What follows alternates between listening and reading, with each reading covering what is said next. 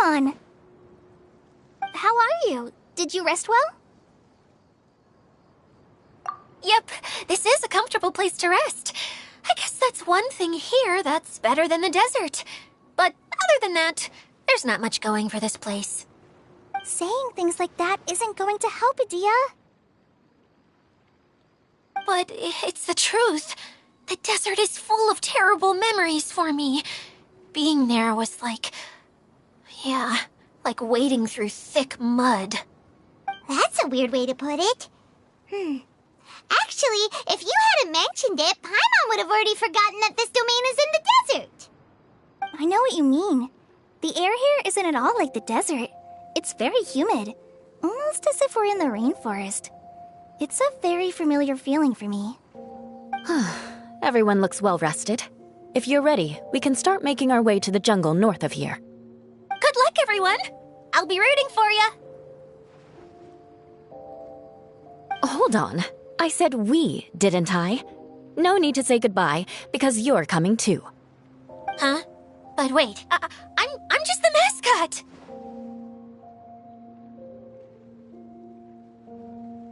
You can't back out this time, Adia. The manager of the fairgrounds is waiting to see you.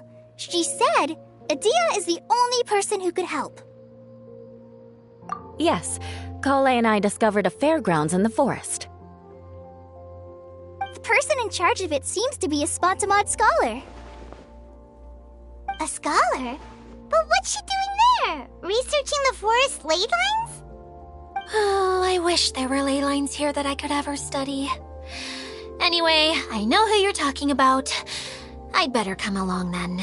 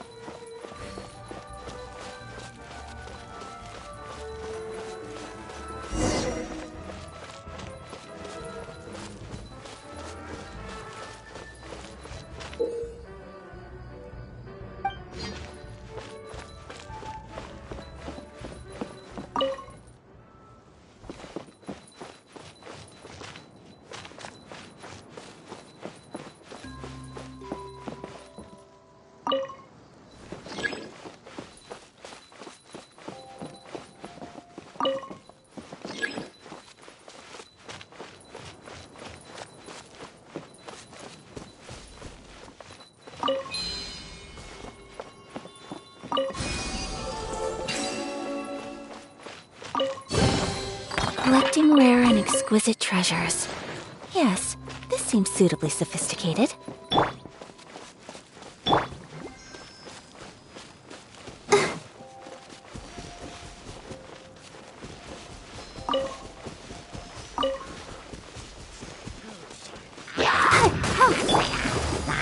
Lightning slash!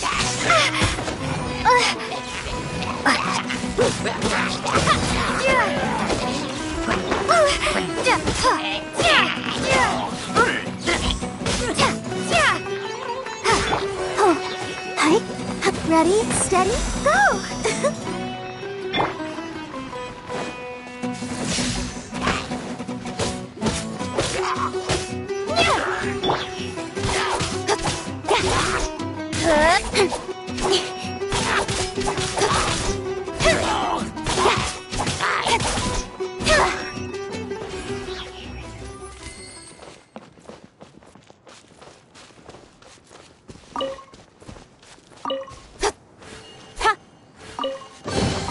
Not bad, as far as treasure is concerned.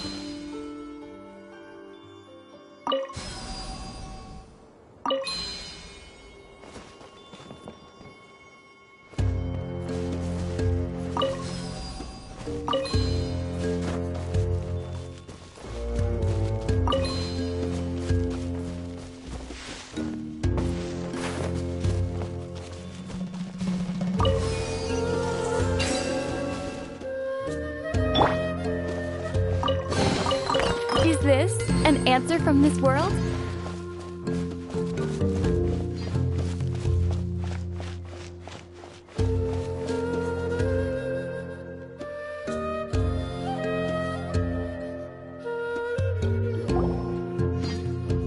Finally, someone has arrived.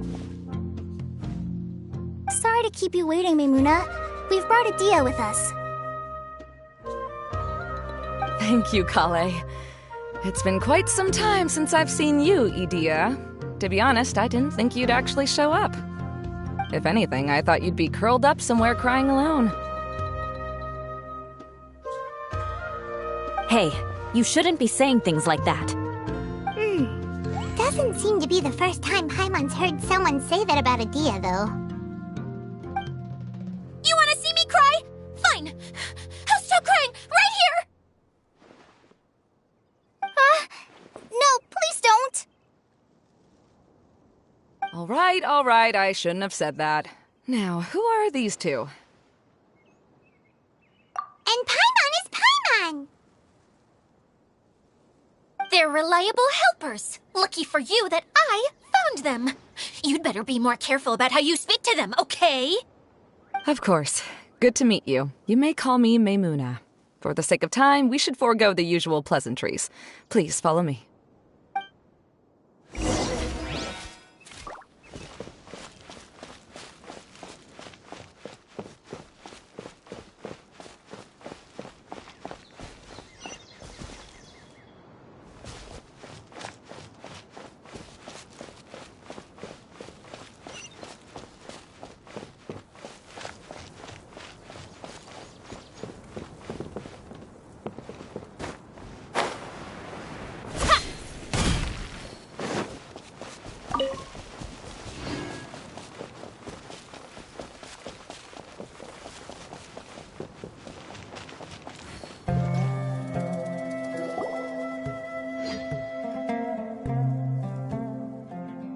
Wow!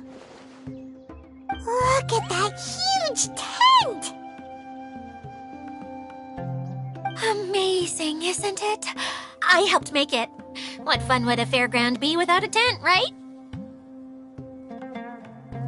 Really? Paimon knew you couldn't be so pathetic. You just act modest all the time to hide your actual abilities. Huh? What is it, Kale? Sorry. I'm not sure if I should tell you. I'm afraid it might dampen the mood. That's not important. Please, just speak your mind. Well, there are lots of vendor booths set up here, but there's no one running them. In fact, there's no one at this fair at all. It looks pretty deserted. The truth is, this used to be an exciting and bustling place. But just a few days ago, something happened, and it seemed like... Like, the world was suddenly flipped upside down? Yes, exactly. Something fell from the central hub into the tent and knocked down the crystal light that was hanging at the top. Oh, the crystal light. Mm-hmm.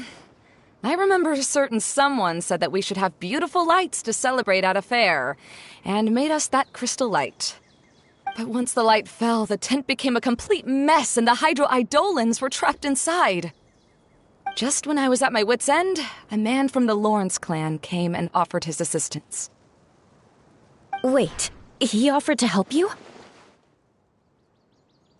Yes, and he refused to listen to any of my warnings. He just walked straight into the tent, and then... Yes? And then? Yeah! Don't leave us hanging here! What happened? And that's it. He became trapped inside along with the Hydro-Eidolons. Oh no! We have to do something! We can't just leave him there, Maimuna! I know, but the situation inside might be more difficult than you think. You should mentally prepare yourselves. Just talking about it is a waste of time. Since we're already here, let's go and scout out the situation ourselves. All right. This way, please.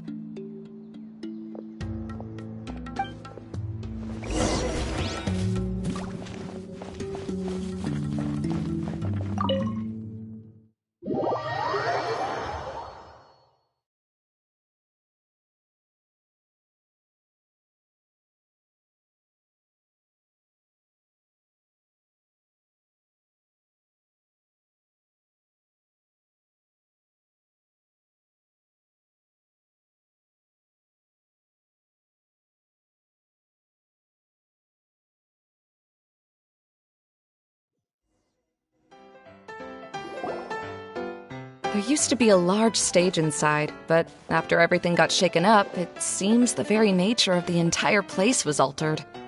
The lamps and crystal light that were hanging above have all fallen down, which makes repairs near impossible. Wait, so you mean it's difficult to move around in there? Yes, mainly because of the lights. Do any of you have experience being on stage? Once the stage lights turn on, everyone's attention is focused on you. I can't stand that feeling. Having everyone's attention focused solely on me would just make me feel terrible. Me too! I'm no good at speaking in front of people. And then to have everyone staring at you. Oh, just the thought of it makes me shudder. Sounds like you have some things you haven't been able to let go of yet. Please don't laugh. I'm trying my best to change that, but there are still some things I can't overcome. Like when there's a lot of people around, or when people are staring at me. No, there's nothing funny about that. And you know what? It's not a bad thing to care when other people are looking. That's my opinion anyway. Think about it. Only people who have high standards for themselves would worry about failing to meet others' expectations. You have many good qualities, Kale. I bet if you had to learn dance since childhood like myself, then you'd be an even better dancer than me. No way! That would be impossible. I can relate. I know exactly how she feels. Maybe we should find a time for you to learn with me. And one day, you will become an outstanding dancer too. By that time, you'll be so focused on performing your beautiful moves that you'll no longer worry about an audience watching you. Wow. You are so passionate about this that she's practically glowing now. Really? You do that? You wouldn't think I look stupid and secretly laugh at me, would you? You really think I'm that kind of person? Fine. Vengeance will be mine. Oh, no! Of course not. Alright, please teach me. Seems there's no need for me to warn you again. Anyway, you just need to open the curtain and you'll be able to see the stage.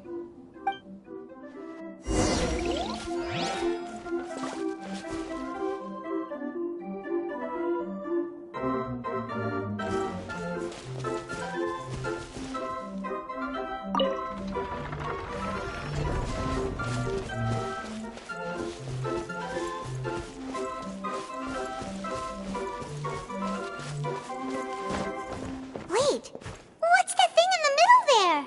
That's my crystal light! It's been locked up. Well, let's figure out a way to fix this.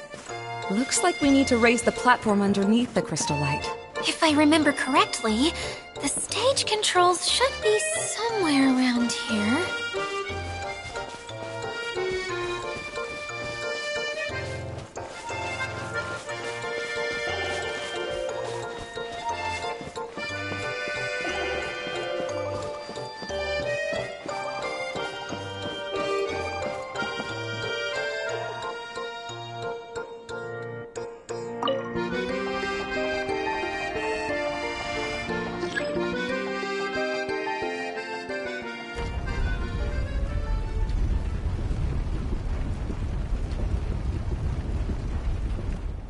It seems we have to use the colorful lens to make the light change colors.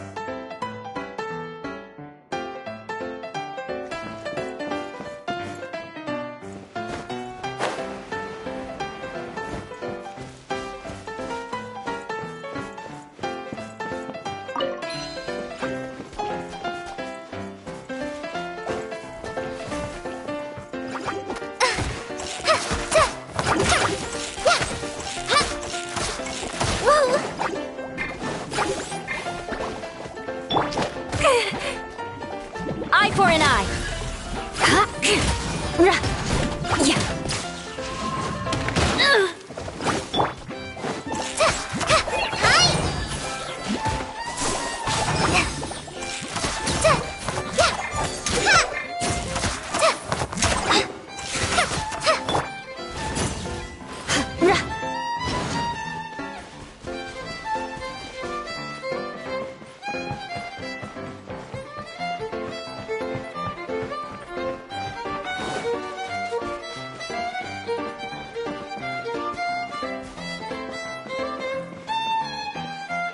That's one way of shining new light on the problem. Hey, Maimuna, do you happen to know someone named Sino?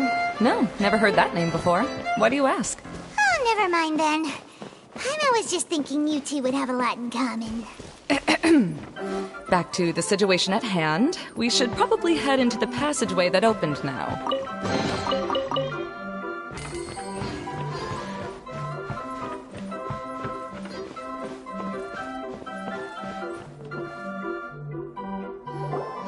Hello? Anyone here? If you can hear me, please help! Lessig Lawrence? Who are you? Who has the audacity to utter my full name? You sure don't look like you're in any condition to be talking like that. Yep. He's a member of the Lawrence clan, all right. Even though he's hanging on by a thread, he still insists on clinging to meaningless etiquette.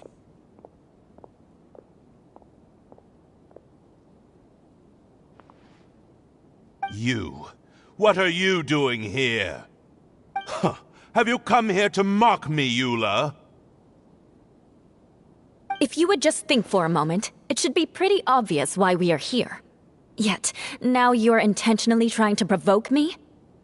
Of course, you don't have to accept my help. After all, aristocrats are naturally superior and need no help from others. Yes, thanks for the reminder. I don't need help from the likes of you. I don't think he really means it, Eula. His tone was harsh, but he keeps glancing at you from the corner of his eyes. It's my opinion as the healer that he needs help. Okay. He's been trapped for so long that it seems he's forgotten how to hold a decent conversation. How ridiculous. Let's go. We'll leave the stage to this person who'd rather save face than save his own life. Hey, no, wait! Halt! You cannot just leave me here. We're both of the Lawrence bloodline, after all. Helping me when necessary certainly won't tarnish your prestige. If anything, my embarrassing predicament will be overshadowed by your virtuous deed. We must uphold the prestige and dignity of the family. This is the best reason you could come up with? You think tacking on the word family will be enough to talk me into helping you? You should be ashamed for your careless actions. It's because of you that we all had to come here.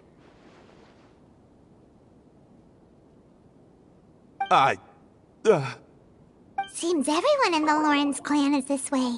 They'll do anything to save face. All right. Looks like it's time for the mascot to step in. Here you go. One for Eula, and one for Lessig. What is this? Candy? Thanks. Oh, the smell! It's just like the aroma I smelled coming from the lens. Yes, that's right. Enjoying something sweet always lightens the mood. Oh, thank you, Miss Mascot. I certainly do feel much better now. So he's willing to thank someone else, but not me. Eula has been worrying about you the past few days and asked me several times regarding how to find you. But now that you two have been reunited, I won't have to keep answering her questions anymore. Oh, I'm so happy. Let me clarify one thing. I don't care what happens to him. If you're going to keep saying nonsense like this, then... Eula will never admit that she actually cares about him. Yeah, you're probably right. If you're going to keep saying nonsense like this, then at least give me another piece of candy. Oh, sure. I still have more. Sorry. I admit my mistake. I know I've caused heaps of trouble for all of you. Why couldn't you have just said that earlier? I'm back. Oh? Have you already finished catching up? Why are you all looking at me? Oh, nothing. Don't mind us. All right, then let's clean things up here and keep working our way toward getting the crystal light fixed. There's no need to push yourself in your condition, Lessig. I'll take him and find some place for him to rest. I happen to be a little tired myself. All right. I'll leave my cousin to you then. You'd better rest up and regain your strength before we settle things, Lessig.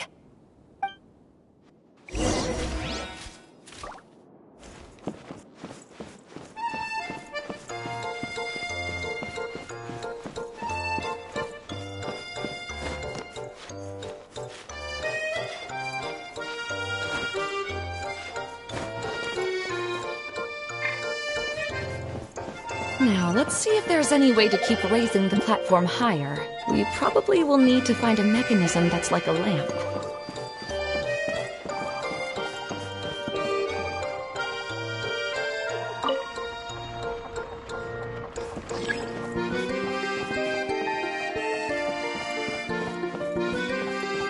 Strange. Is that really the Lessig that I know? You shouldn't always judge people based on the way you knew them before. People change. And people can always make different choices.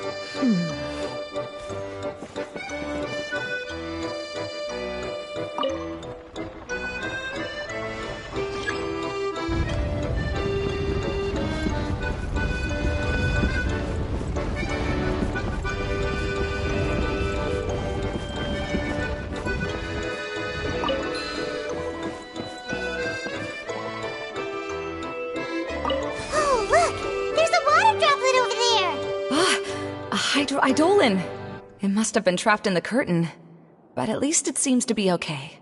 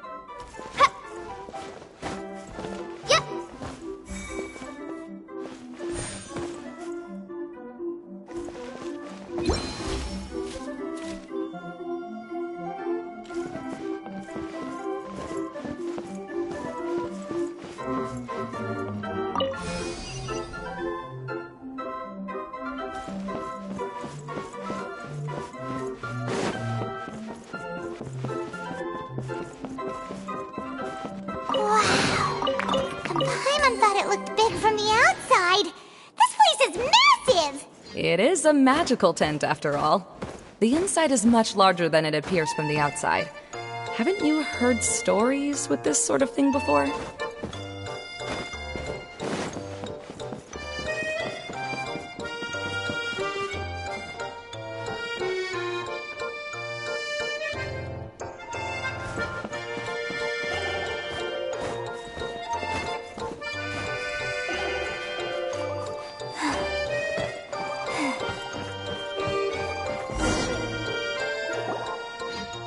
Oh, another path has appeared!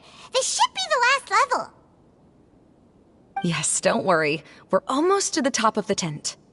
The last thing we need to do is raise the crystal light to the very top of the tent. After the stage collapsed, I realized that having it raised only halfway makes it look a lot like the stage at the Grand Bazaar. Have any of you visited the Grand Bazaar before? No, I haven't. I have. I've gone there a few times with Master Tainari. The place is bustling with all kinds of vendors. And if you're lucky, you can see Nilu perform her dance. Oh, a dance from Sumeru? I'd like to see that myself. If only it were on the way back, then we could stop there. It doesn't matter if it's on the way or not. I would be happy to take you whenever you have time, Eula. Great. I'll take you up on that offer. Yeah! Now that Paimon thinks about it, we've already been there more times than Paimon can remember. Really? My father used to help with festivities at the Grand Bazaar and would always give me candy during the events. I was just a kid and didn't understand anything. I was happy as long as he gave me some candy. To me, fairs and festivals were the best things ever. I always thought my father was amazing and wanted to be just like him when I grew up. But aren't you a scholar in the academia, Maimuna? As far as I know, scholars seldom could spend time doing anything but research. I doubt you could have time to assist your father in preparing festivities. Yeah, seems you read me like a book. When I had the choice between becoming who I wanted to be and who my parents wanted me to be, I ended up choosing the latter. But I was never happy about it. That's almost the exact opposite of Eula's situation. You must have already realized that. Why else would you set up all the booths here and make this place like a fairgrounds? Yes, but I'm still not as happy as I imagined I would be. I realized that attending a fair and running a fair are two completely different things. The main reason my childhood was so fun and carefree is because my family worked hard. But my father knew how difficult and tiring running a fair could be, so he wanted to push me towards academics.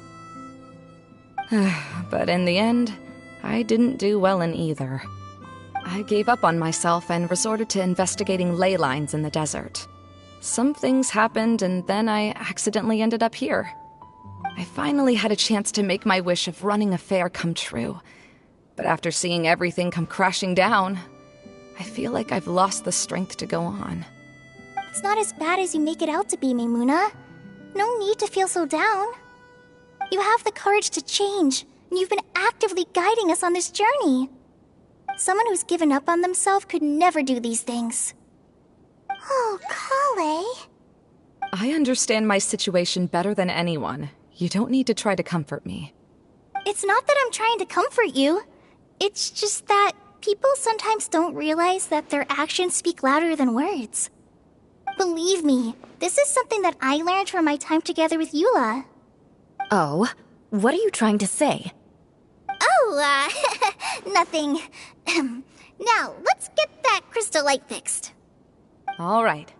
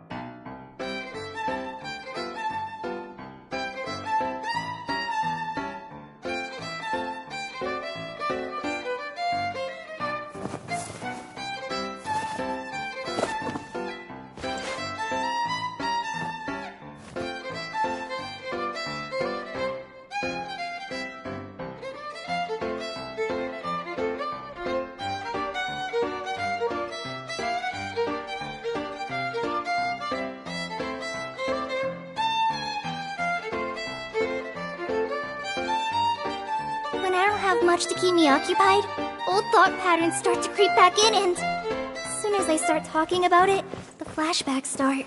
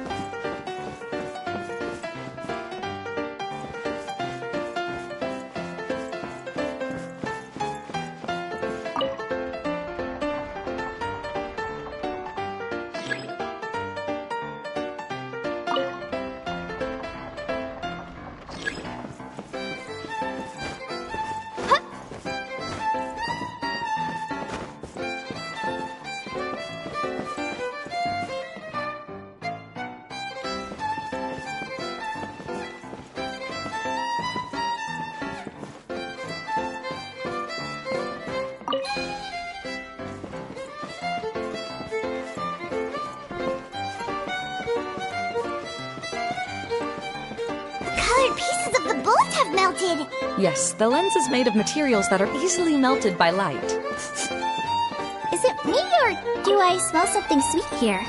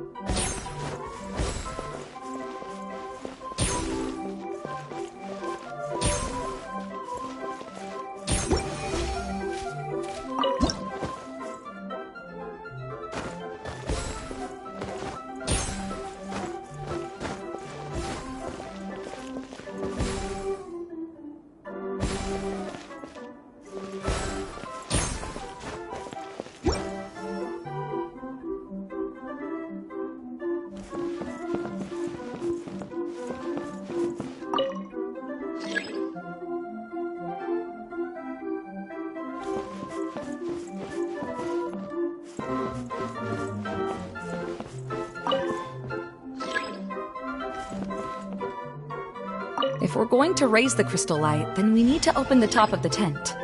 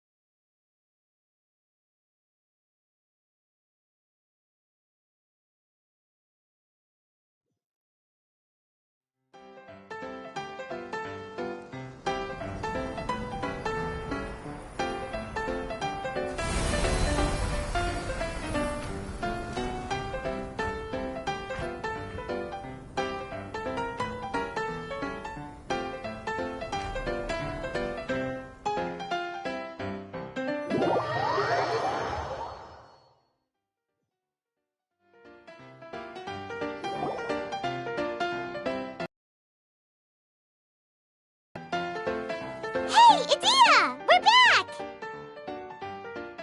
Oh, I was starting to wonder what was taking you so long. But don't worry, Lessig is recovering well.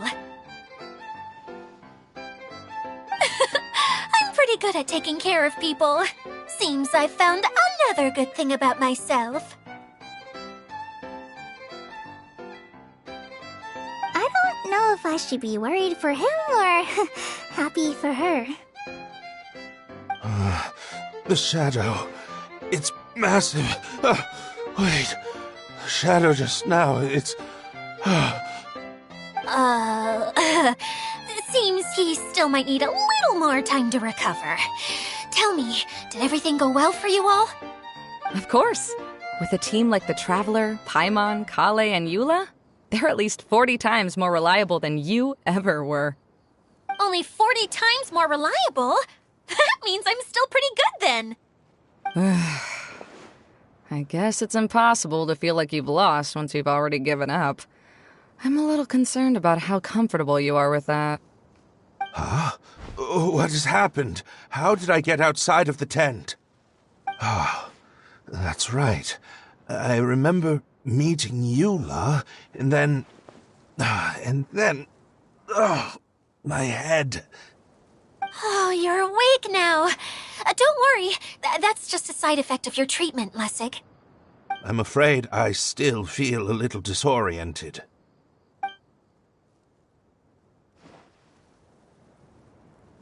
Lessig Lawrence. Oh, it's you, Eula. All right, I'll do it. I'll come back to Mondstadt with you and abandon my wild efforts to restore the Lawrence clan. Interesting. Now you want to talk. Seems like you've had a change of heart. In that case, maybe you'll be able to explain everything in detail for us now. I admit it, yes. I came here in hopes of finding a way to restore the Lawrence clan to its former glory. But it was a long journey, and I didn't always know the way. I passed through Liyue and Sumeru. There was even a time when I lost my wallet and had to live in the wild. But the peculiar thing is, I realized that nobody knew me out there. And not a single person even cared about the Lawrence clan. You and I are like glass pawns that were raised in shackles. We were taught to act like nobles, but outside the walls of our home, the people of Mondstadt despised us. Such pompous, hateful, and stubborn teaching. It all culminated to making us cling to the old aristocratic dogma in an attempt to maintain our pride. It's like a never-ending game of tug-of-war, but it is meaningless. You understand. Or I should say, you have already long understood. But I'm afraid that I have only just realized this. Paimon sorta understands what Lessig is saying. Everything he said is true. Your family is probably unaware that you've already changed how you see things. Yes, this has all happened recently. After coming to this domain, I realized the Mondstadt that I want is one where not everyone fears me. All that I and many other members of the Lawrence clan long for is a place where we can live peacefully with others. Lessig, both you and I never had anything to do with the glory of the Lawrence clan. That is all in the past. We are just ordinary people. I originally planned on returning to Mondstadt after taking care of things here. I never thought you would come here. I was completely shocked, which is why I reacted like I did. I'm sorry. See, people can always make different choices, and it seems that Lessig has also chosen to become someone he truly wants to be. Yes, about that. I'm afraid I haven't quite found my own purpose in life yet. That's all right. Being able to clearly choose between becoming who you want to be and who your parents wanted you to be is already a step in the right direction. How to find true happiness is probably one of the most difficult research topics of all. I have a suggestion for you, Lessig. Why don't you return to Mondstadt and tell your parents what you just told us? They'll probably try to tear me limb from limb. But what about you? Did you ever tell your family about what you think? This is something that I've been thinking about, too. Perhaps the two of us can sit down with the rest of the clan and discuss it with them. The Lawrence clan is just like this stage. It was once home to glorious performances, but those days are now long gone. And it is time for the stage to be updated. She's so solid and tough, but also clear and open, like an ice cube. Is that why she's able to dance anytime and anywhere she wishes? Are you all done talking now? Yes, I think so. By the way, that is for you. Please take it. I found it on Lessig earlier. Oh, it's one of the missing components! Wait, so you had it all this time? Why didn't you give it to me earlier? Well, you didn't ask. All right, I admit it. I forgot about it. Okay, we'll let the Traveler hold on to it for now. Wait, this looks like... It looks pretty familiar. Have we seen one of these before?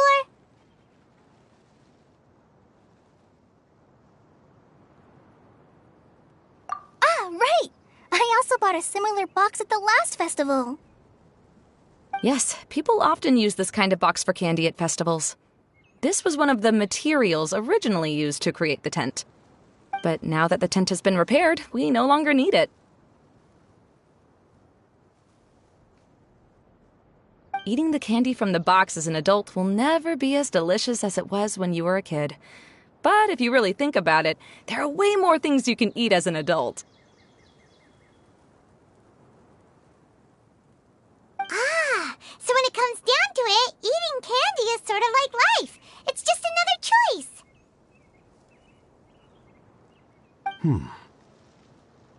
So, as of now, we've already collected 3 of the missing components. Only one more to go. I'm sorry that repairing the tent took so much of everyone's time. You should all head back and have a rest. I'll lead the way.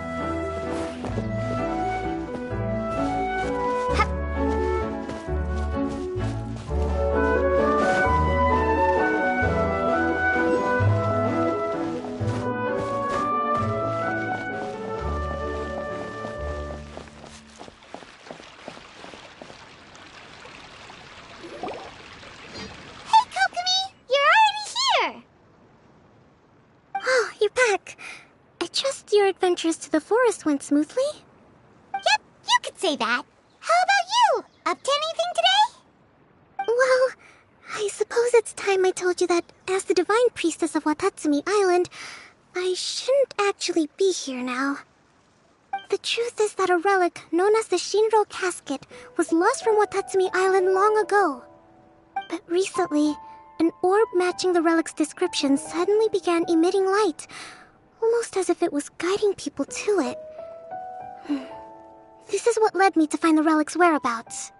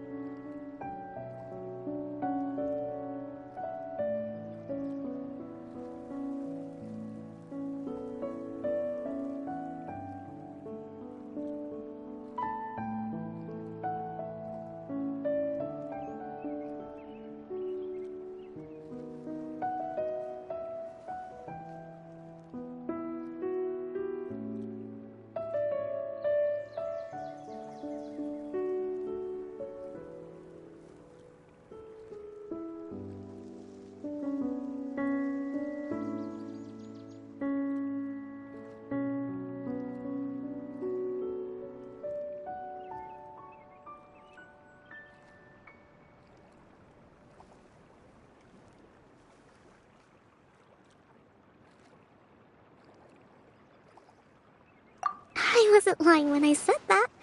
Goro has often told me that sitting at home reading light novels is not the best of practices, and that I should try to get out more. As I made my way from Watatsumi Island to Sumeru, I enjoyed a variety of breathtaking sights. It really is a beautiful nation. I even stayed in the rainforest for several days. I was surprised to find that the relic had ended up in the desert. I knew it was somewhere here, but I still couldn't pinpoint the exact location. Though I feel that Idia was not intentionally trying to hide anything from us, this domain does have plenty of secrets. I'm sure you've sensed that too.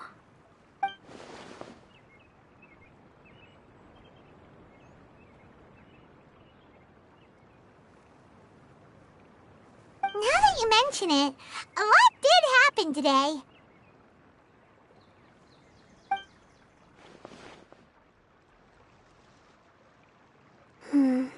I see. When you found Lessig, did you also happen to find any clues related to this domain?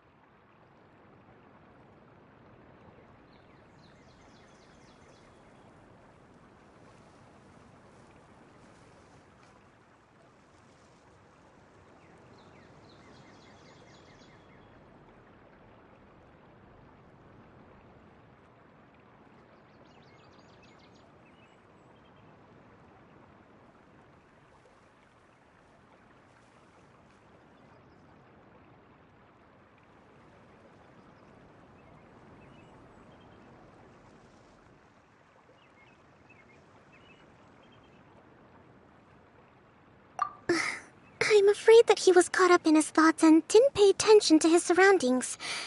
Actually, before the world was flipped upside down, this domain didn't look anything like this. Hey, everyone! Oh, I hope we're not interrupting your conversation. It's alright. You two did a lot today. Care to join me for a cup of tea? Sure! That would be perfect! Eula and I just made some snacks. Turns out Edea has a cooking stove and oven. Seriously, why didn't she mention it earlier? Oh, so did you make us some moon pies? No, I made something called storm crust pie. You should try one, Traveler. And I made some pita pockets. You can try some, Kokomi.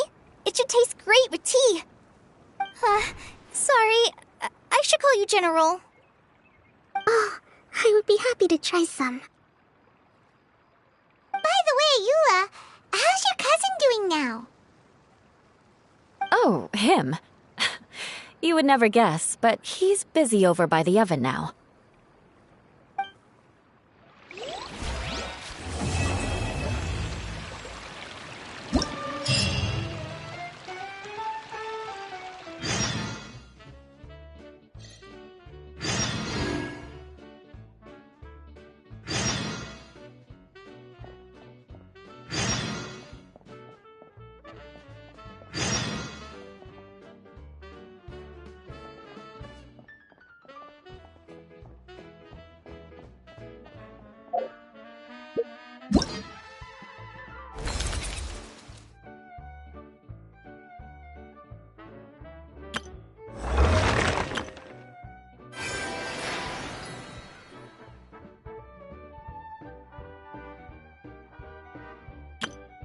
Hello.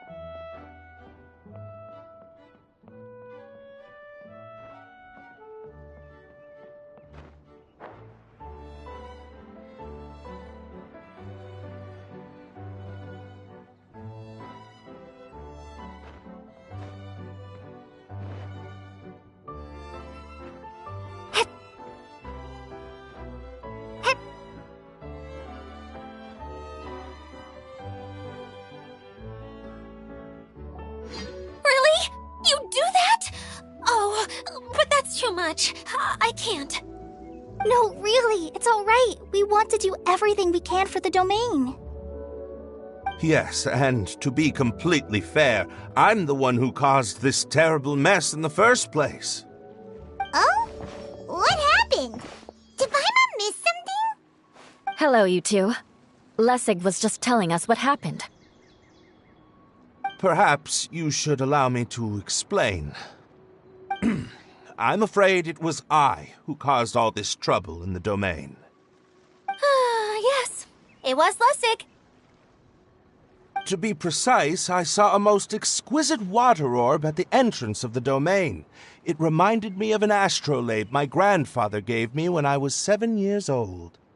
I was curious if it could rotate, so I reached out and touched it. Little did I know that it was the core of this entire domain. What I mean to say is, I knew something was wrong as soon as the whole place started flipping. It's not just your fault. I failed in my responsibilities as the caretaker here. Oh, I knew I should have put the core somewhere more secure. Oh, you mean the big ball of water at the entrance? Yes, that's the one. Anyway, after giving it some thought, Lessig has offered to perform some more repairs and maintenance to help support the domain. But we were concerned he wouldn't be able to handle it all alone, so Eula and I will also stay here to lend him a hand. But don't be mistaken.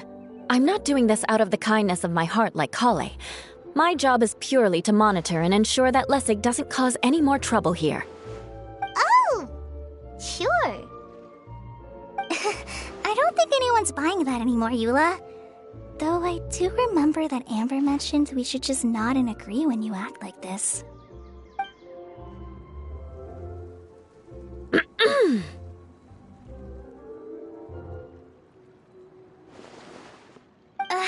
Right. You better not slack off today, Lessig. No, I'll get right to work. Either way, Lessig is going to be in charge of making lunch for everyone today.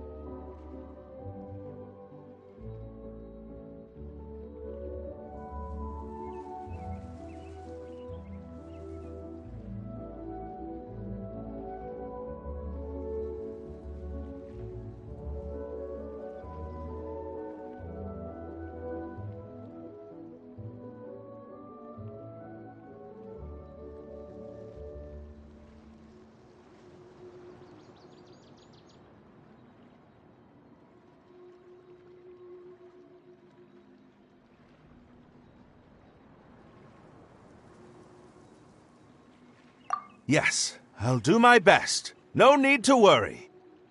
What was that? No, I mean, thanks everyone for giving me a chance to redeem myself. I can already feel new strength kindled inside me. Ha ha ha.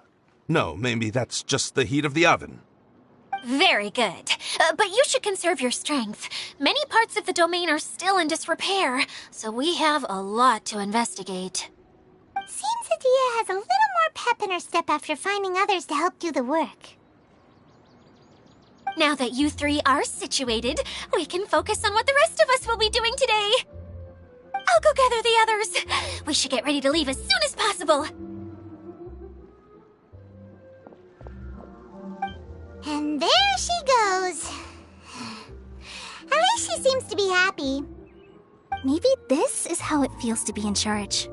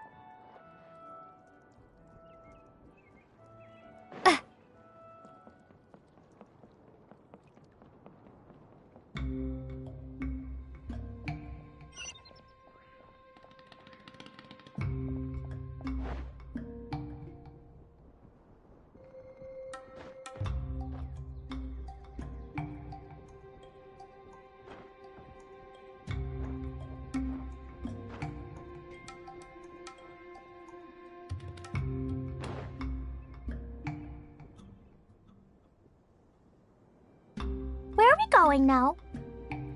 We're going to retrieve the last missing component. My working theory is that the director listed on the sign has it. No details slips by our general. What's a director? A director is a kind of job. The one we're looking for is named Zosimos. Zosimos is responsible for managing everything that happens on the stage, similar to how Edea is responsible for managing the whole realm. Whoa! Sounds like Miss Edea must be way busier! You'd think so, wouldn't you? Care to comment on that at all, Edea? Maybe someone else can explain. I'm just enjoying taking it easy, as usual.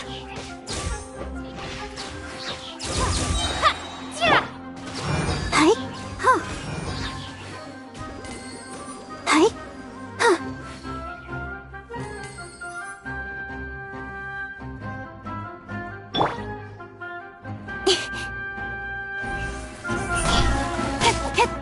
With sword comes shadow.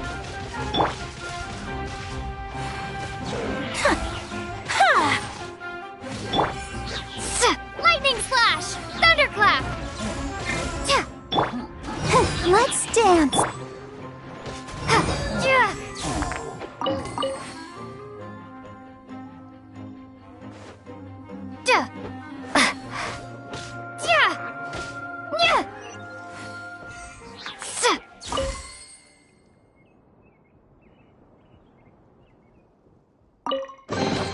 Is this an answer from this world?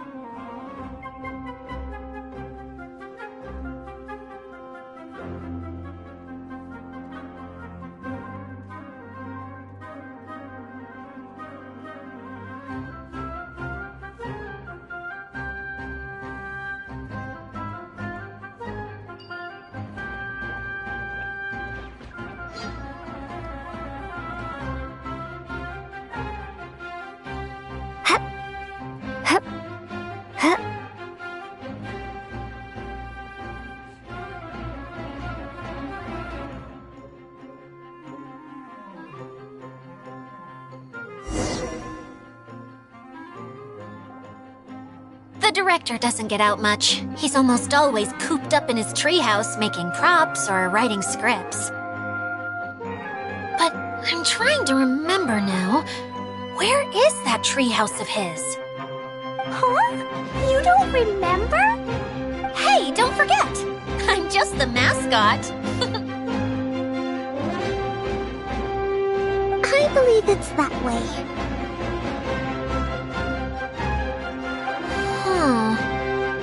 Though he might prefer to be alone, given he often has to move stage props, I suspect that he lives near the theater. And having a view of the entire stage would be useful when imagining a production's actual stage flow. So if I were him, I'd probably pick a treehouse over there. But how do you know which direction the theater is in? Simple. The overall layout and decorations look more exciting in that direction. Oh, good point! Why didn't I think of that?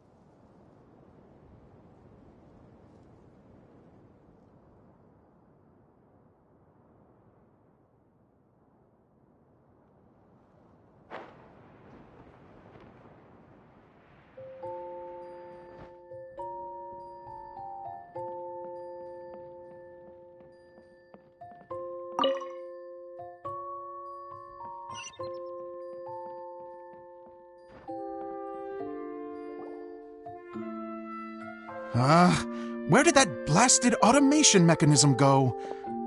The male actor standees are here, but where are the female ones?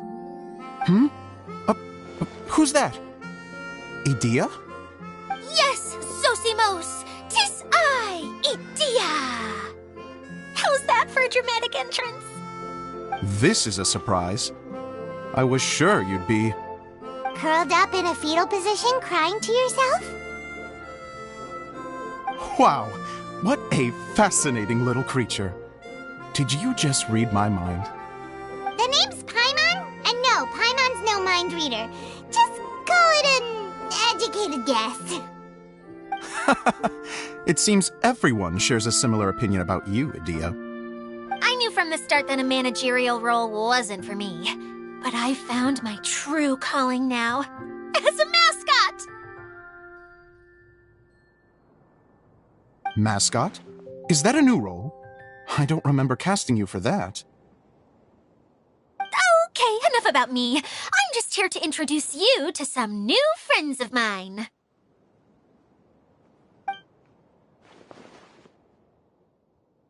And that's why we came to see you. Well, do you have the component that fell out of the central hub? I do. However, I'm afraid the incident has caused many malfunctions with the stage mechanisms, and I can no longer put on any performances. Okay, so you're holding the component ransom till we help you fix the mechanisms, huh?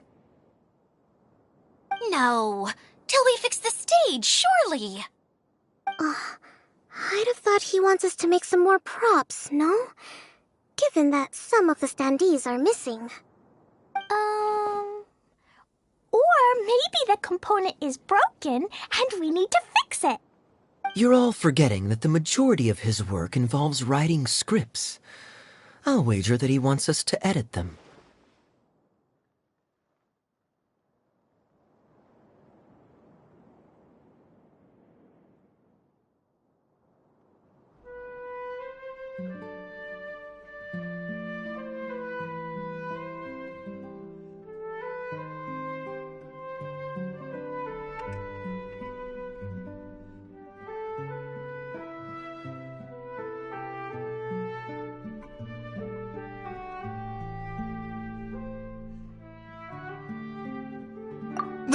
What has gotten into you all? What sort of person do you take me for, The component is safe and sound. I can give it to you now if you'd like. Although I was hoping that maybe you might be willing to help rescue my show? You're a big group. I have lots of roles to fill. It would really speed up the casting. A show? That sounds fun! I want to help! Can we?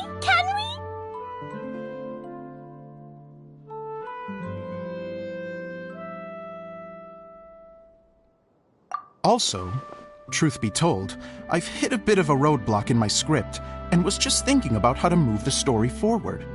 And then you all showed up. Suddenly, I got my muse back. I don't know how to explain it, but something about seeing all of you finally helped me figure out how to continue my script. Huh? You mean that story you've been stuck on forever? Are you serious? You really think you can finish it now? Yes, really. Just give me a little time, and I'll write it all up. In the meantime, I'll leave things to you, Edea. Whoa! And he's off to write the script!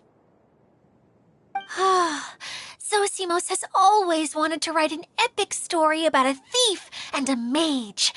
Apparently, he got the idea from some rumors that were swirling around, but he only got as far as writing the intro before writer's block set in. Why don't you all take some time for yourselves while I see what I can do? We'll reconvene after the director finishes his script.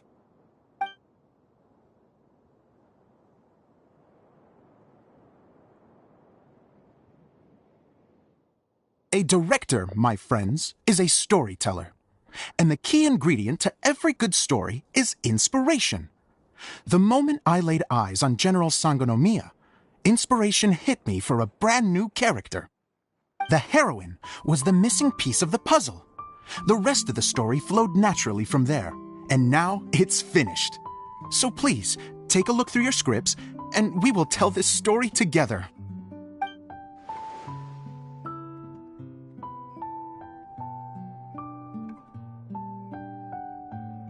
Well, is everything clear? Director Zosimos, how do you pronounce this word? Let me see. That's sojourn. It means to stay for a while.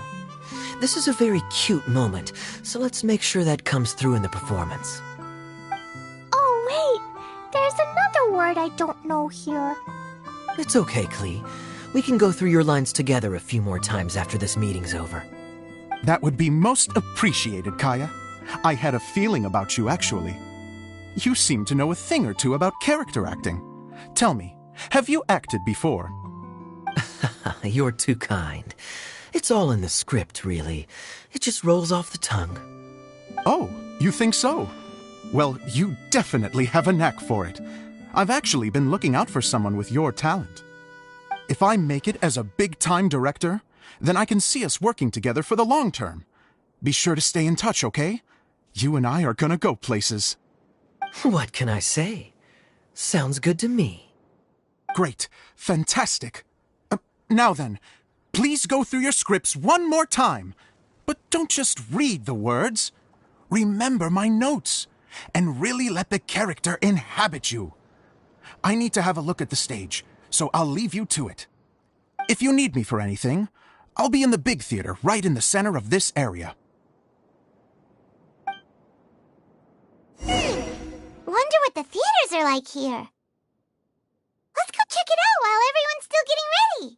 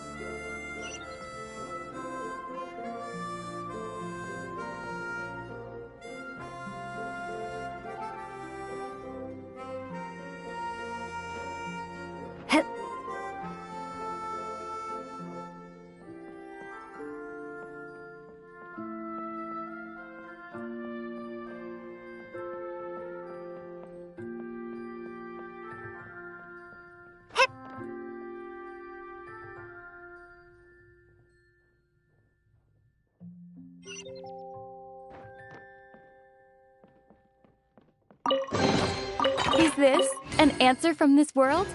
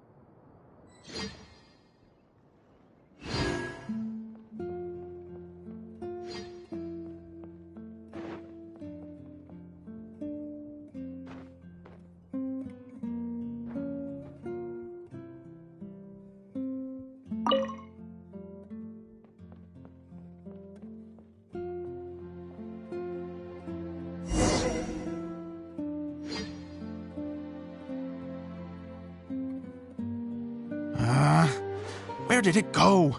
I put it right here. Hey, Zosimos! What you up to? Oh, it's you two. Please, come here. Feast your eyes on this stage. I designed it myself.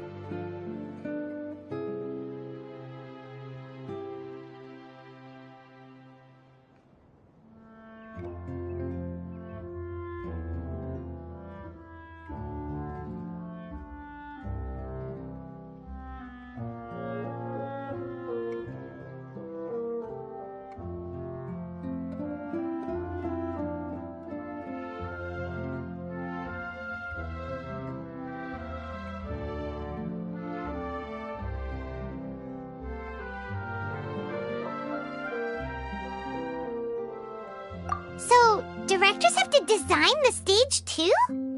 Oh, I'm no ordinary director. I take a more holistic approach. Directing, script writing, stage design, I do it all. Sounds like a lot of work. Adia wouldn't be able to handle that kind of job. Idia has her work cut out for her too, you know.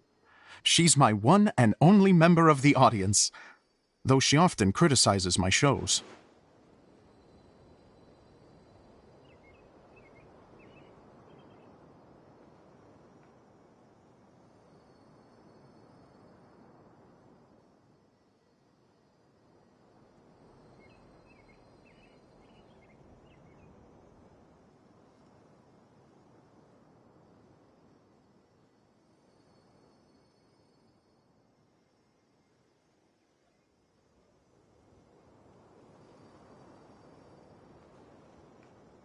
Well, she just says what she thinks. You don't know how to write, or this is getting ridiculous. I think it's because I use preprints in a way that she feels goes against what they're intended for. But even though she's my harshest critic, she's also been my biggest supporter in a lot of ways. I guess you could say she's like my agent. I'm very grateful to her. I've always dreamed of being a director, but I've never had the chance until I came here. So, what did you do before you came here? Like I said, I dreamed. From a young age, every time I came home after a show, I'd go over the story again and again in my mind. Growing up, my biggest aspiration was to be a director. Unfortunately, I couldn't offer much beyond my practical skills, so I ended up spending most of my time as a prop designer and doing a bit of set design on the side. Don't get me wrong, I do love building the set, but nothing satisfies me more than putting on my very own show. No wonder you only wrote director on the sign. Exactly. You're not doing a great job of convincing me that you're not a mind reader. By the way, could I ask you for your help with something? I'm having trouble finding the master script, and I'll need it shortly. The one you only just finished writing? You lost it already? Yeah. After I handed everyone their copies, I held on to my master copy while I was checking on everything around the theater. I must have dropped it somewhere. If it's not here, then it might be in the attic. These are the only two places I've been since I finished writing it. But, I still have some things to do to get the stage ready. Would you two mind having a look for me?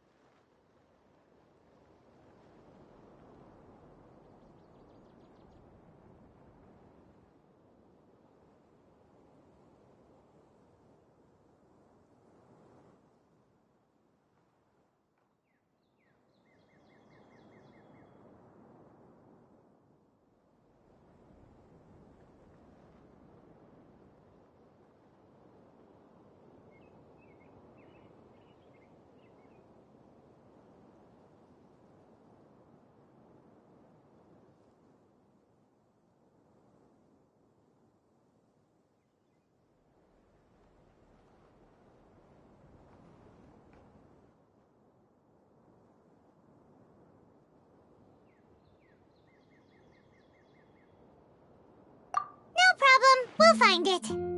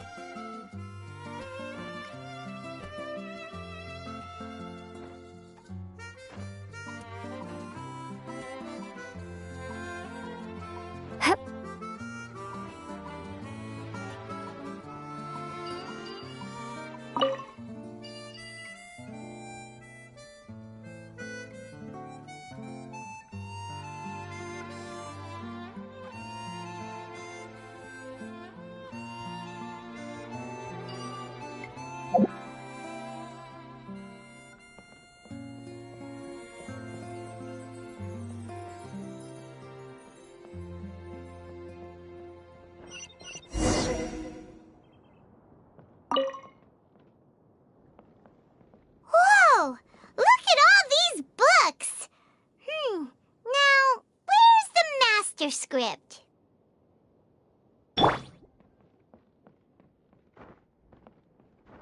Oh, it sounds like a water droplet is on the second floor. Let's go have a look.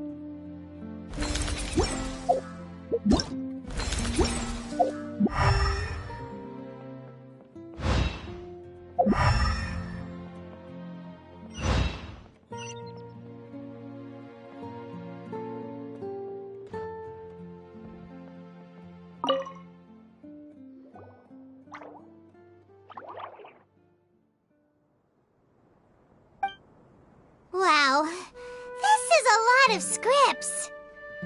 Looks like the water droplet has been managing them for the director. Most of them look like works in progress.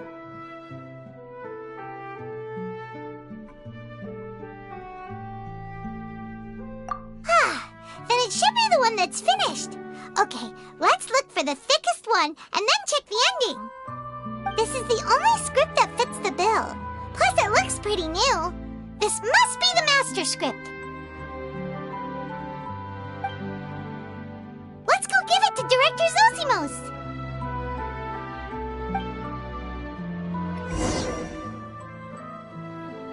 Zosimos, we got your script! Ah, thank you. That's a huge help. I'm running out of time here. There's no way I'll be able to fix everything up perfectly.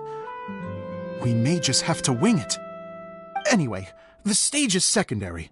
The performance is what really matters. Things can always go wrong on stage, but as long as the show goes on, it should be fine. You don't sound very confident in what you're saying. It's true. I realize now that a show is the art of the unknown. Even if you have the same actors performing on the same stage, the performance will be slightly different every time. Those subtle differences are what make each performance special. Okay. One last request. Traveler, you can enter the preprints, yes? The truth is that my sets are composed entirely of preprints. First, I use materials to make the objects. Then I take those objects and turn them into the preprint. Now, of course, preprints are really meant for making objects to furnish the domain. So using objects to create preprints is, strictly speaking, the reverse of what this is intended for. But Edea said that if this is what I really want to do, she's not going to stand in my way. Ah, so that's what you meant earlier. Okay, well, what do you need us to do? I'd like the Traveler to go into the preprint set and help move props around during the performance. The reason is, Oh,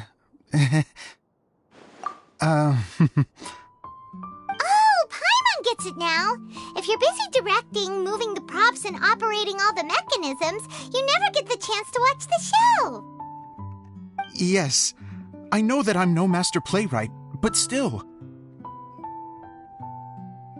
Even if it really is a half-baked script, with shoddy writing and moments of sheer ridiculousness, I'd still like to see it for myself. Just once. Hard to turn a guy down after a speech like that. Thank you. Genuinely, I'm so grateful. I'll go and inform the others. Then, as soon as you're ready, the show can begin.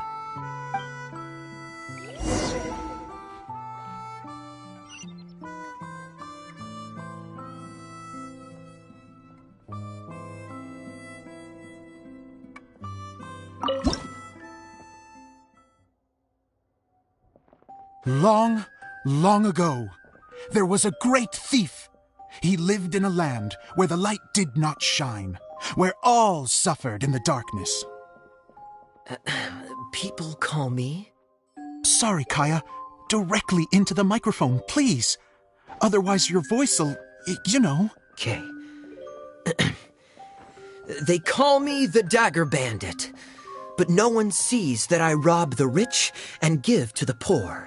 Here in the dark, evildoers run rampant in the shadows, while the good, honest folk stumble blindly on, just trying to find a way through.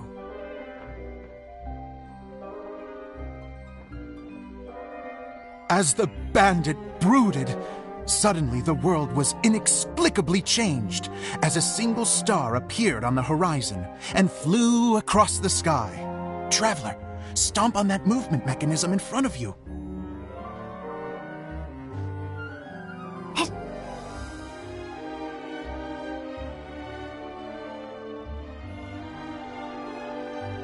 Light. A brief flash, yet enough to illuminate the world.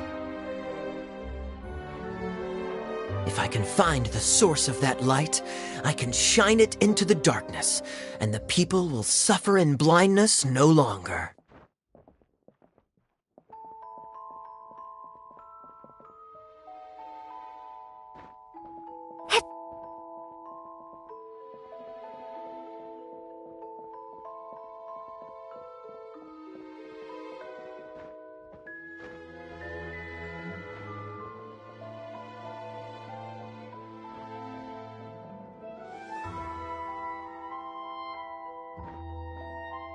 Without a moment to spare, he set off to follow the star's course. All the while, the star kept moving through the sky.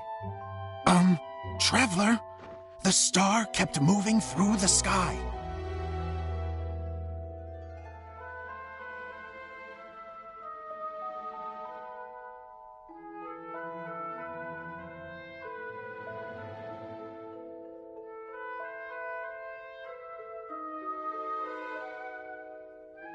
Looks like I have to go through the desert. This could get dangerous. If everything he'd heard was to be believed, the desert ahead was a no-man's land filled with horrors. Worse still, the star had landed in the most difficult-to-reach location, surrounded by sheer cliffs, but he was determined to press onward. I've come this far, and I'm not about to turn back now.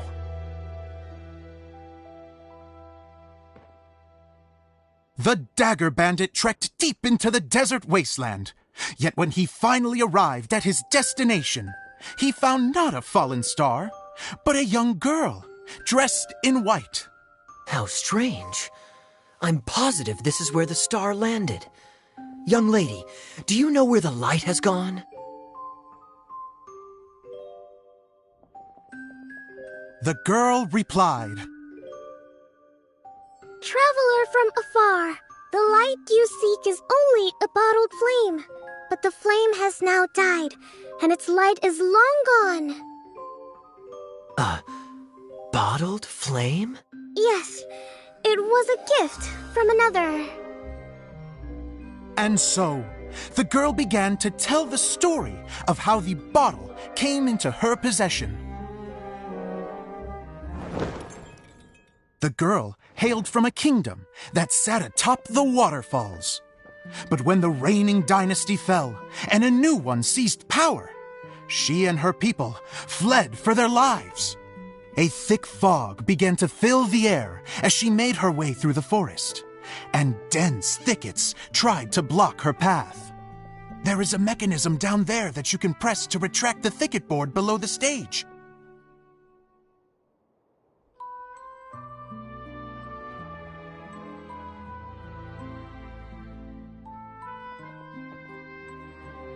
If I only had a lamp to guide me through this wretched forest, then I could survive. With scratches covering her arms and legs, the girl pressed through the pain and made her way forward. The road ahead was arduous, but she was determined to press onward. I've come this far, and I'm not about to turn back now.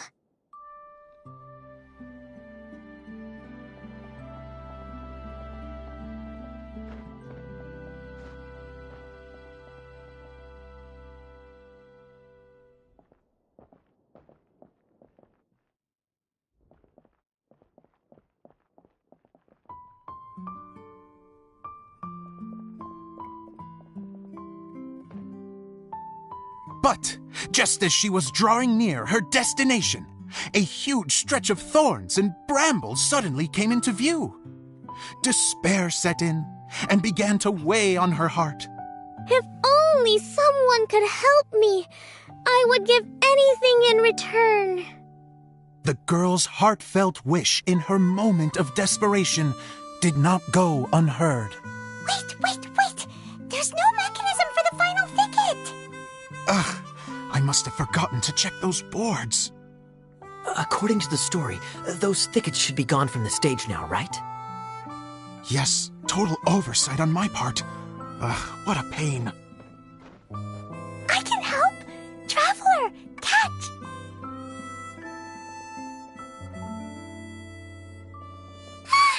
It's a Jumpy Dumpty! The girl's heartfelt wish did not go unheard, for a Jumpy Dumpty, who was passing by, helped to clear a path for her. Oh, thank you, Jumpy Dumpty. And so the girl continued her journey deeper into the forest. But what she found there was not a lamp, but a mage glowing with fire. So, just to clarify, it was supposed to be the mage who helped burn a path through the thicket. Save it for the end, man! The mage took pity on the girl and handed her a bottle. Then, the mage began to tell the story of how the bottle came into her possession. The fiery mage had an adventurous spirit and enjoyed taking long journeys. On one such journey, while taking rest in an oasis, she found a beautiful bottle by a crescent-shaped lake. Klee, quick! Get in the light! She was an extraordinary mage, with the power to grant people their wishes. She turned the bottle into a thing of equally extraordinary power. But the only place that it could make wishes come true was inside of the bottle. Oh me! Oh my! Look at this wonderful bottle of mine! It could make a fine toy! But better still, a sojourner's home! The fiery mage blew into the bottle, allowing it to grant one single wish outside its glass walls. Oh, am I supposed to blow into it? Whoa, it lit up! A flame was kindled within the bottle, and it began to glow a fiery red, just like the mage herself.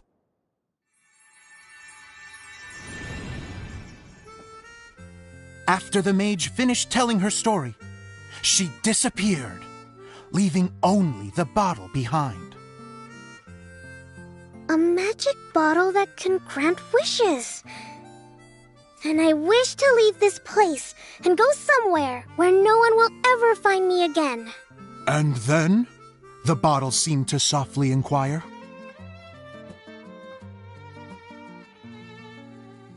I don't know.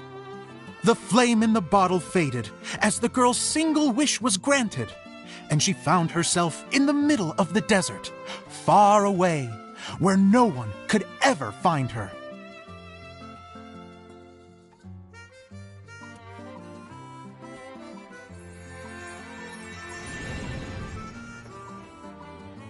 When the dagger bandit listened to her story, he sighed in disappointment that the flame with the power to grant wishes outside of the bottle had already died. But this doesn't make sense. If it truly granted my wish, then nobody should have been able to find me here. Maybe they shouldn't. The desert is difficult and dangerous to navigate, but I was determined to make it, no matter what. Then take this bottle with you for your trouble. It may be able to grant you your wish, though sadly, only within the confines of the bottle itself. All I wish for is light. Honoring the bandit's request, the girl wished for light inside the bottle, and sure enough, it lit up.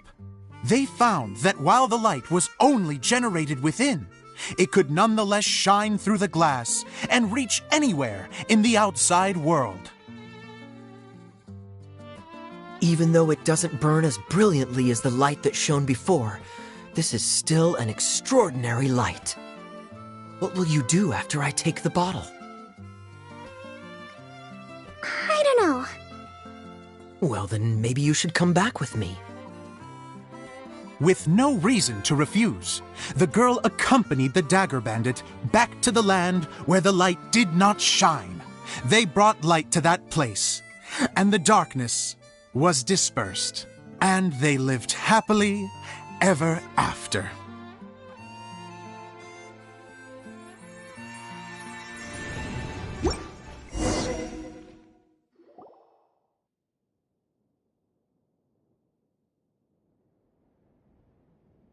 And we're done! Seems the show went pretty well.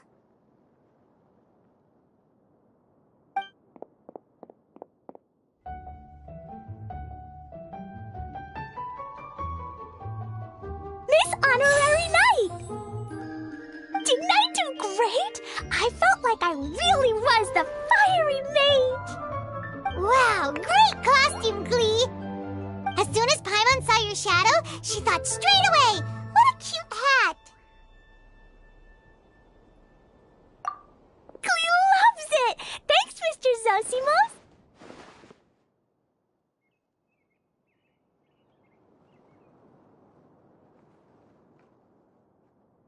Oh, wait! No, I mean, Mr. Director. Mr. Director? Ha! No one's ever called me that before. Thank you, my dear little mage. Thank you so much. Oh, I'm so happy. Miss Dia said that she tailored it a little bit so it would fit me, but you are the one who designed and made it. You're amazing. Yeah, that's amazing! And it sounds like Adia did a great job, too! It was nothing really. Just one of those, oh no, whatever shall I wear to the ball moments. Sewing comes in handy at times like that.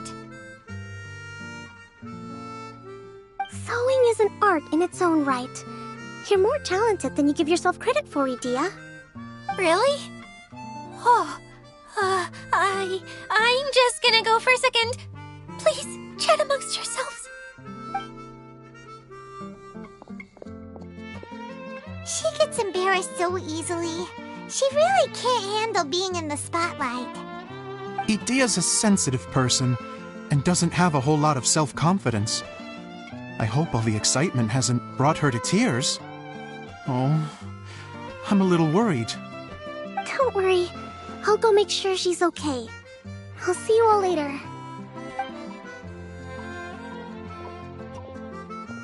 So, what did you all think of the play? Any thoughts? Huh? Uh-oh, time to get serious. Now, are you sure you want to hear what we really think? Oh, absolutely! I had the courage to ask, didn't I? So, don't mince your words. Go ahead. Speak your mind. I can take... Okay, Paimon will go first. So, the dialogue at the beginning was pretty good, but it ran out of steam as the story went on. Paimon could... somewhere along the way. The characters were honestly a little bit ridiculous. Paimon didn't get what you were trying to do. The moment anyone started to show any kind of substance, suddenly the scene was over. Yes, all very good points, Paimon. I would add that in its attempt to pay tribute to the series 1,000 Nights, all semblance of a coherent was sacrificed. Plus, I do have to penalize you for the issues with the props. Miss Edea, what are you doing back here? Oh, you know, I return like the tide when people start discussing something important. Huh. Especially when it has to do with criticizing my show. But there was one thing I liked about it. Just one, mind you. The story had a good ending. You think so? I thought I was letting him off lightly.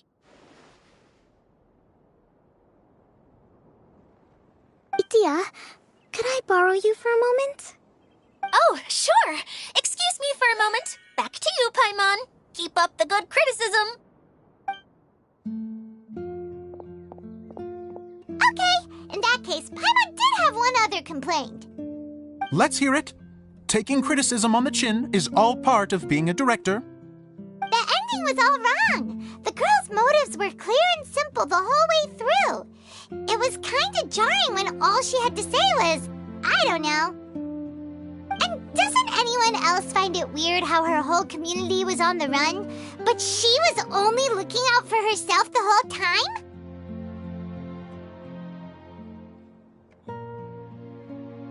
I'm fine. I'm not going to improve without feedback. I also learned a lot this time with the chance to be off stage. To be honest, it was a dream come true. What a great attitude. You don't seem upset at all by our comments. I wouldn't say I'm completely unaffected, but you're only speaking the truth. They're all very valid points. Still, now that Paimon thinks about it, you did finish the script in a bit of a rush. Maybe we were being a little too hard on you. That's perfectly fine. Nothing is as important to me as my work on the stage. We all use our imaginations when we're kids, right? I used to play with dolls and my own cardboard cutouts by the light of an oil lamp. The shadows would come to life and dance on the walls. I never got tired of it. Fast forward to now, and in many ways, I'm still that same little kid, lying on his bed, making sound effects. And I get the same joy from running a show now as I did in my little bedroom theater. Of course, a director can accomplish nothing without a cast and crew. So on that note, I want you to all know that I am eternally grateful to each and every one of you. Hey, don't mention it! We had a blast! Okay, here, take this. Your component, as promised. It's the bottle from the show! The one that lit up when I blew into it. That's right. Can you guess the secret behind why it lights up? Oh, maybe there's an invisible fairy inside that opens its eyes when you blow into it. Bingo! You guessed it. That should do the trick. Oh, wait, this needs tightening up a little. Hold on, this will only take a second.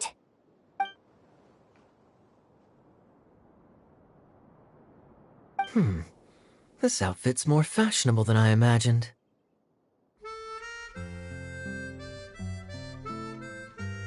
Excuse me, everyone. Do you have a moment? Especially you, Zosimos. Edea wants to do a little something for you. She says it'll be a dream come true. A dream come true? Yes. She said that as useless as she is, she wants to do something for you as the first person to have heard of your dream of being a director. Her words, not mine. I have to disagree, though. I have never thought of Edea as a useless person. How is this suddenly about me? If everybody is ready, then I'd like to invite tonight's male lead to take the stage. Ta-da!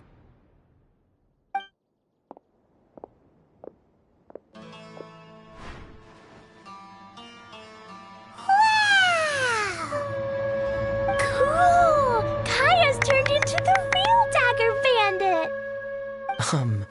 How is me changing outfits supposed to make the director's day? It's just a prototype costume. Is he that easy to please? Don't be silly. If I know art director, nothing will make him happier than to see his ideas brought to life by the right actor. Well, then I'm happy to oblige. Who am I to argue with the star of the show? Zosimos drew up countless designs and made a few prototypes before landing on this one. It just needed some tailoring to fit properly, so I made a few stitches here and there. I hope the result isn't a disappointment. Oh, it's perfect. Idia, I'm... Oh, I'm so touched. Thank you all.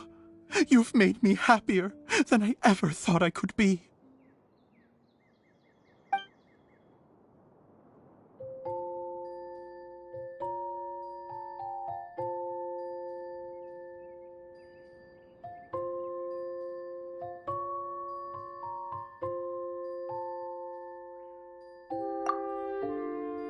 How are you doing? Recovered? Oh, I'm good. Thank you again, Idia. Oh, please, don't mention it. Well, now that we have the final component, it's time to say goodbye for now. Let's head to the core of the Valyria Mirage and get this place fixed up. Can I keep wearing my costume? Please do, by all means. Both of you can keep your costumes. It seems only fair. Yay! Kaya, keep wearing yours too. It looks amazing. I agree with our mage. I'm sure it's not every day you get to play such an unforgettable character. Sure. I think I can be a bandit for a little longer. Bye-bye, Mr. Director. Take care, my dear friends.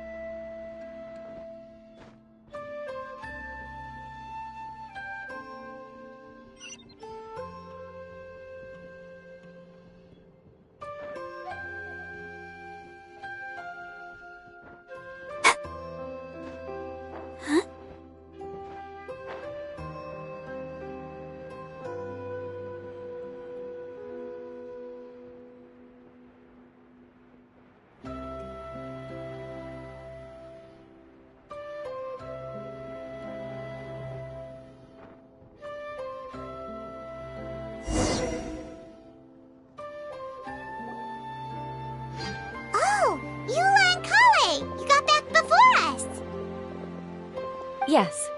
Idia had the water droplet send us a message just as the show was coming to an end, so we came back here to wait for you. How is Lessig doing? He finished all the maintenance work, but it took a lot out of him. He's now fast asleep in his room. Oh, I feel a little guilty. Consider it his atonement. It's only fair that he had to do something constructive before being able to sleep soundly.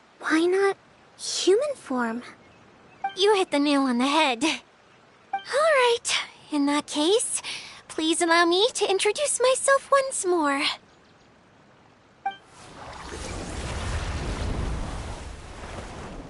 I am an Oceanid who was exiled here when the former Hydro Archon passed away. My name is Adia. Wow, Adia! You're so pretty! Now that I'm in my true form, I suddenly feel a little embarrassed talking to you all. You look stunning. You should be flaunting this look at every opportunity. Oh, come on. I'm too shy. Wait, so does this mean that all the people we met in here are actually... I'm guessing that the human counterparts to these Hydro alter egos are long gone. That's right. When they wanted to leave, I took them to the edge of the desert. The components are, in fact, gifts that they gave to me before they left. But I'm always curious about what brings people here, so... The power to grant wishes, but only within the confines of the bottle. Exactly. It's a truly extraordinary light. I've just realized something. When the components fell from the core, it appeared as if they had returned to their respective owners. But actually, it was after the components landed where they did that their owners and the things associated with them arose around them to form the different zones. So now that the components have been retrieved, does that mean that all those things are gone? Don't worry, they'll be quite safe. As long as I remember them, they'll never disappear. However much we might criticize each other or get into scuffles, in this mirage, they will always be my friends. I had so much fun in the choo-choo cart and hanging out with Mr. Director. I'll never forget them either. Me neither. I'll always remember my adventures in this fantasy land. Very good. But it's probably time I set this wheel in motion. This one's all yours, Adia, our magical mascot. Please work!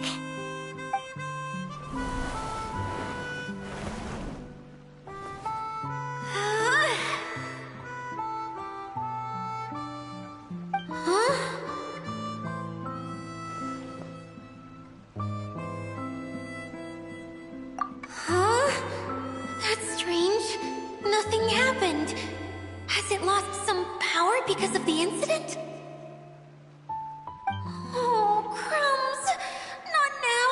Not right off the back of everyone putting me on a pedestal and me acting like this is going to be my big moment.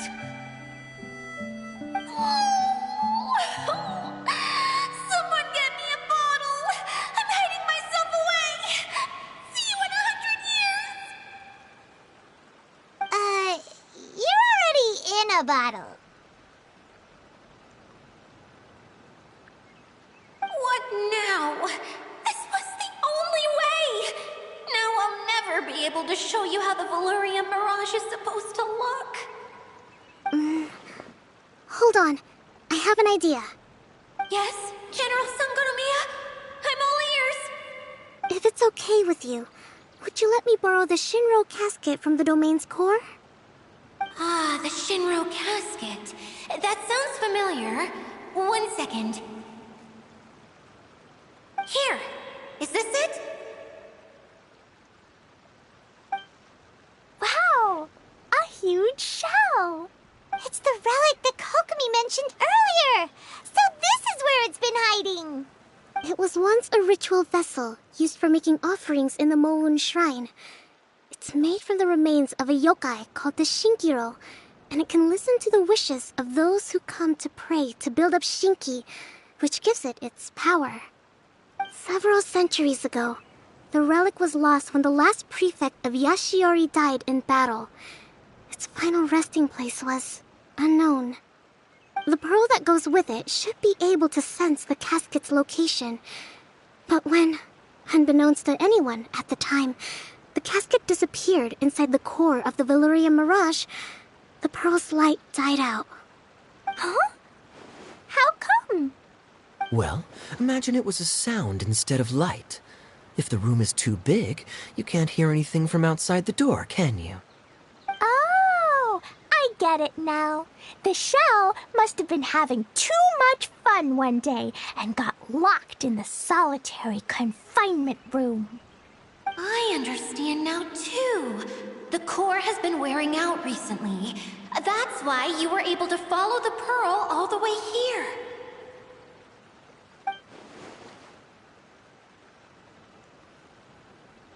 To get back to the story, without the offerings at the shrine, this vessel quickly loses its power. Yet countless people who have visited this domain brought their wishes with them and left a small piece of themselves behind along with their gifts. These have the same effect as the offerings at the shrine. Wow! I never knew this thing was so powerful. It is. Powerful enough to help you repair the Valyria Mirage with any luck. But what do I do with it? It's simple. We just need to awaken it by telling it what we wish for. For example, my name is Sangonomiya Kokomi, the divine priestess of Watatsumi Island. And my wish is to use my critical thinking and strategic planning skills to bring a little more joy into the lives of my fellow Watatsumi Islanders, as well as the lives of everyone I cherish. Itia, what do you wish for?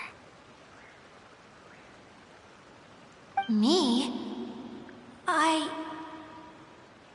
My wish is that all those who have sojourned to the Valyria Mirage in the past will achieve what they truly wish for. Not just in this domain, but out there, too. Even though I know full well that trying to build a railway in the outside world is just a pipe dream, and that Maimuna will probably just go back to being a scholar. And I know that Zosimos has a lot of improving to do as a playwright. It's going to be tough for him back in Fontaine. Chasing your dreams is hard work. Despite all of that, I still hope that somehow, someday, they will achieve their dreams.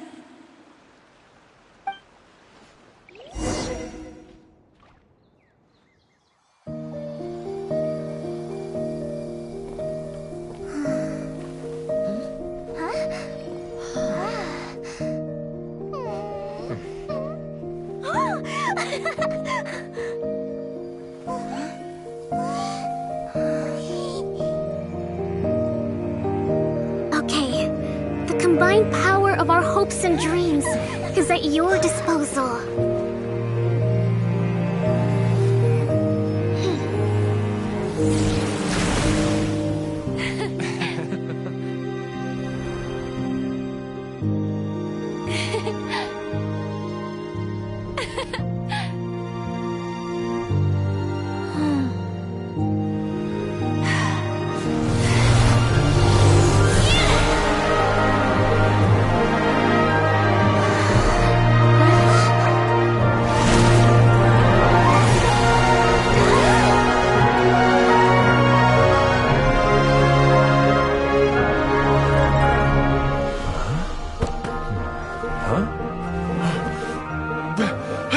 Look!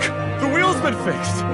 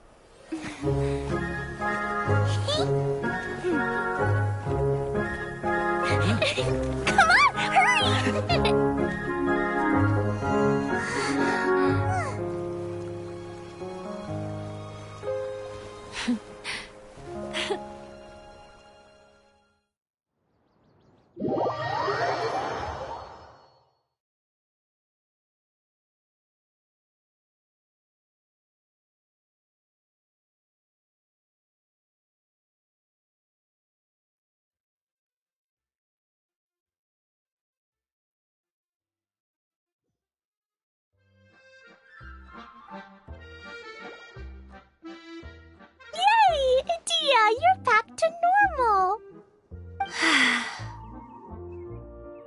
Everyone's praise and curious questions went to my head. I said so many things I'm so ashamed of, and I lost the courage to live on. Please don't say that. Yours was a noble wish. Yeah, and you weren't granting wishes for yourself. You did it for other people. I have friends like that too. Other people's hopes and dreams are what motivate them. They'll work tirelessly just to see them smile. If you ask me, that's one of the most noble things a person can aspire to. Please, no more praise. I'm really not comfortable with it. It makes me feel so ashamed. Someone like me doesn't deserve so many people's praise. It's like I'm dreaming. Well, at least the domain is fixed now, and all the components are back in place. What's the matter, Klee? I suddenly have loads and loads of more wishes. I want to ride the choo-choo cart again and look down from up on top of the big wheel. Is there a way to get up on top of the wheel, Edea? There is a way, but there's only space for a very few people. That's okay. I can go up by myself. But it'd be more fun with Miss Honorary Knight. Are we sure about this? It's so high. What happens if we fall off?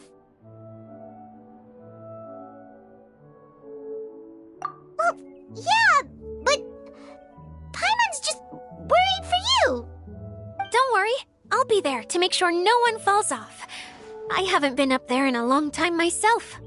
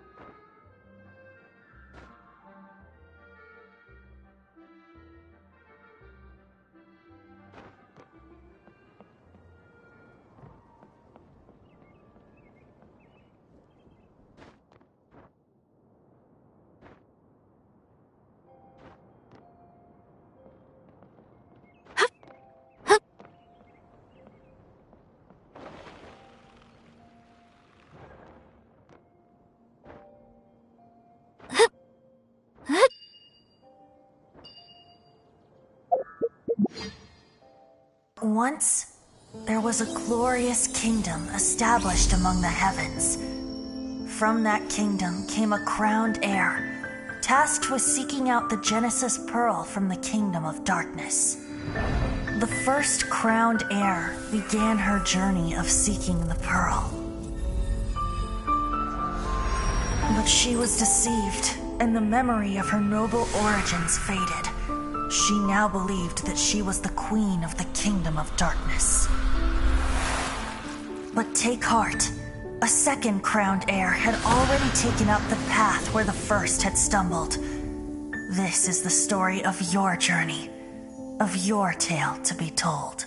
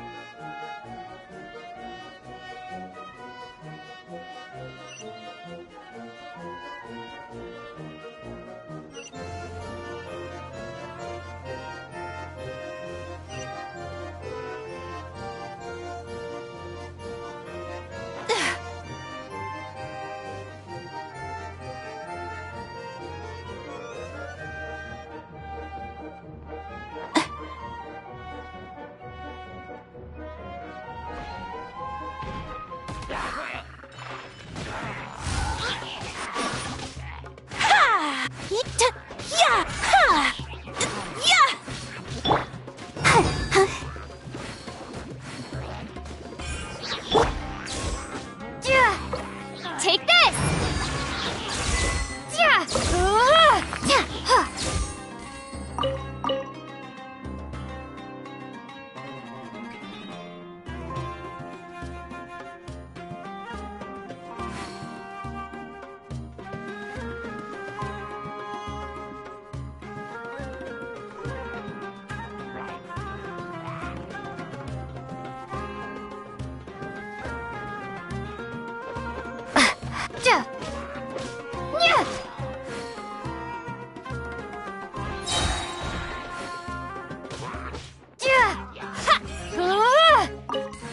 Lightning slash!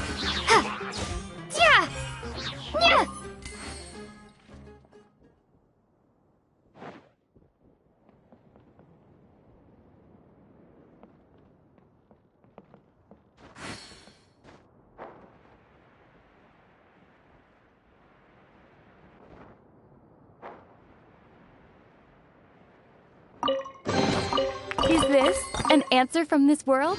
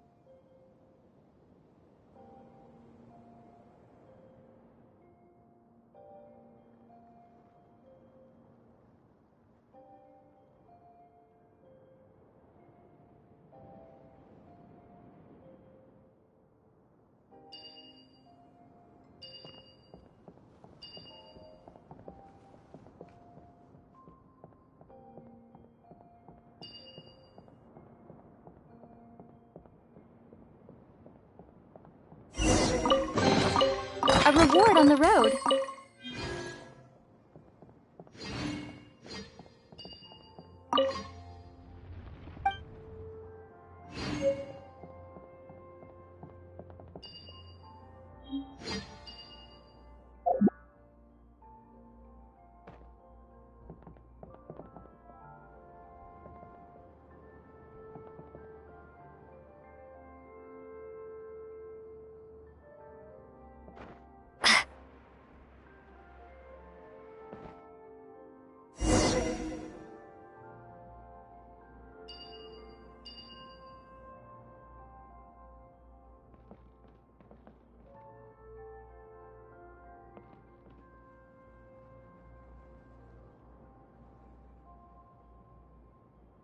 Wow! So high! I can see everything!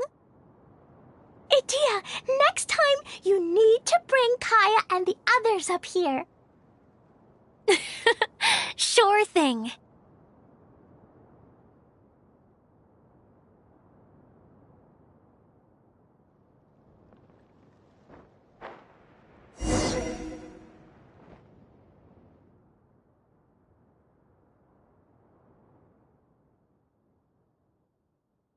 Whenever people have to leave this domain, I like to come up here and spend some time alone after I've seen them out.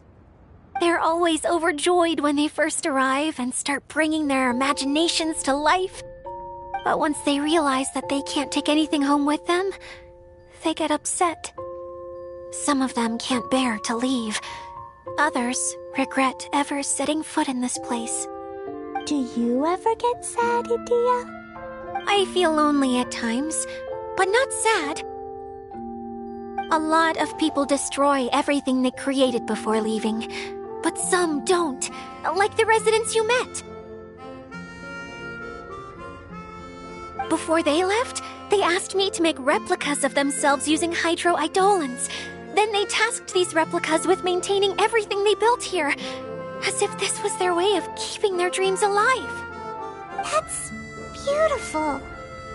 Yeah, I don't know how they're faring in the outside world, but just the thought that one day they might achieve their dreams and live on the outside just as their counterparts do in here, that's enough to make me happy.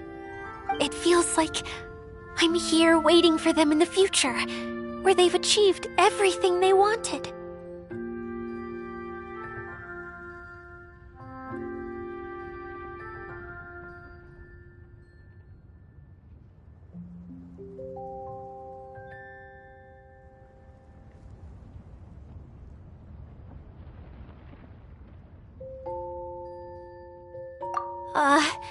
Really?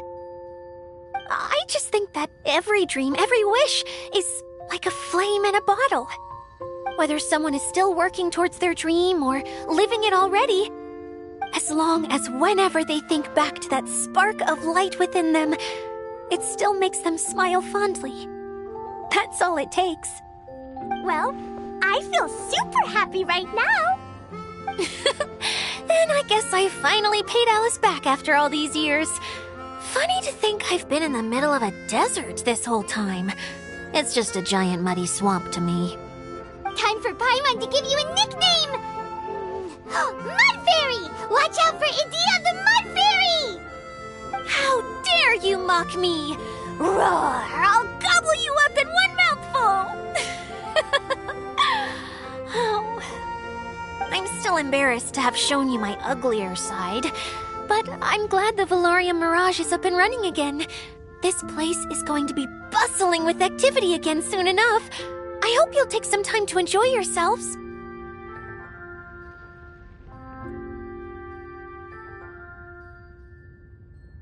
Yep, I want to get everyone together for one last ride on the choo-choo cart.